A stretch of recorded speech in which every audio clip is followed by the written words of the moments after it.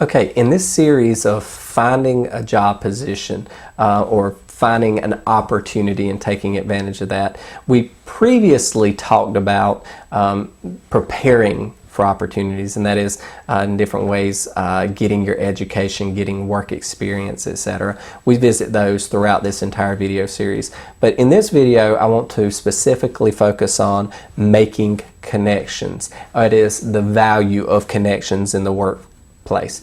Well, some individuals start out with family and friends connection. That is the societal advantage that individuals who come from upper class or more well-to-do families tend to have above others.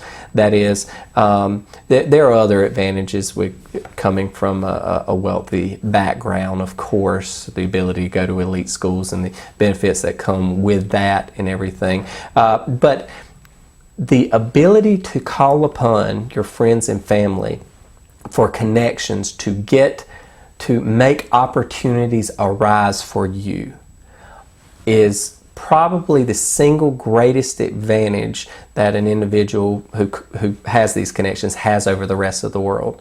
Quite frankly, the same effort between individuals who do not have these level of connections and those who do will almost inevitably result in career, financial, every other success for the individual who has those connections and those who don't. So don't be discouraged by this. However, if you're not one of the individuals, one of the fortunate individuals who has these friends and family connections, you can still use other techniques to make connections that will also create opportunities for you in the same way. That is, that they will be the referral for you to get that entry position into the professional workforce. Okay, so one of the most common method is institutional networking.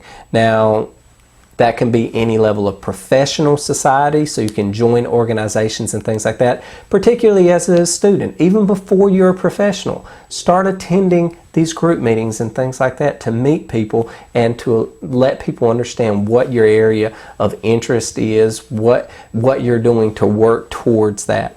Social groups, okay? Any of your social or community groups that will have individuals who likewise can help create opportunities for you. This could be religious organizations, it could be your charitable organizations, it could just be your community sports groups, things like that. All of these have any number of professional and connected individuals. If they become one of your connections, then their willingness to help you, to send out your resume, to vouch on your behalf, to give you a positive recommendation can exponentially increase your access to potential job opportunities and can also make you a far more attractive candidate or individual for those positions. Okay, now a very important, or for many people who aren't naturally born into a society, a family or society where you can make these professional connections and things like that, because again, those two go hand in hand, are prior work experience. Okay, even at your entry level positions where perhaps it's part-time high school or college or full-time college job where you're meeting individuals. Now, you may be at the lowest level, but you work hard, you make an impression, you do everything you can to stand out, and you, most importantly than anything, make yourself known or connect yourself with individuals within the organization. Okay, so those individuals can be the ones that help you along or open up additional opportunities for you. Now, go back to our video on classes or characteristics of classes of employment, of types of workers in the job force, because that's important as well, because different types of employees, different types of managers can offer up different levels of connections or opportunities for you. So understanding that dichotomy again is quite important. In business school, which we have a video dedicated specifically to this, business school typically opens you up to getting internships, that you have a good pitch to attract employers, to say, I'm a business school student, I need experience, can I come and intern with you? Well, in that situation, again, you're making connections that can drastically expand your network and create additional opportunities for you.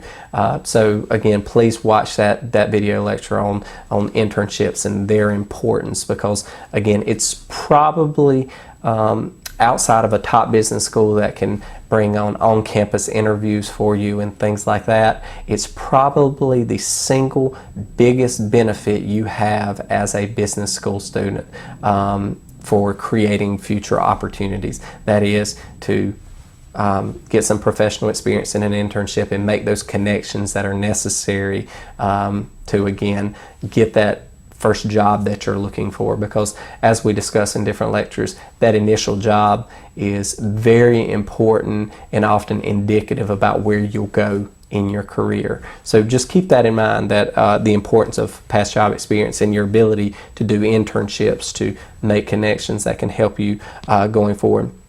And then lastly, the tools that are available to you to use. These are your LinkedIn profile and the connections that you have through your individuals on there. Even Facebook, Google+, alumni databases. All of these things are social networks where you can connect yourself to other individuals. Now, a thing like LinkedIn is specifically targeted for professional advancement. So that's really the #1 tool in the market now about how to connect yourself professionally with others, to use your current connections to seek or get an introduction to someone else who could potentially create an opportunity for you that would be very valuable to have in your network. Okay, but now there are specific techniques for using LinkedIn to not be intrusive, to not go beyond what individuals are willing to do to make the introduction, because it can also alienate people if you don't observe rules of etiquette when doing that. But in any event, these social networking platforms are excellent ways to expand your connections, to make introductions, and then they are just a toehold to establish deeper or more profound relationships with people that will make them willing, or in some cases eager, to help you, to go to bat for you, to move you along in your career, or give you potential, introduce you to potential job opportunities. So with that in mind, that's a general breakdown of how you can use your connections to move your career forward.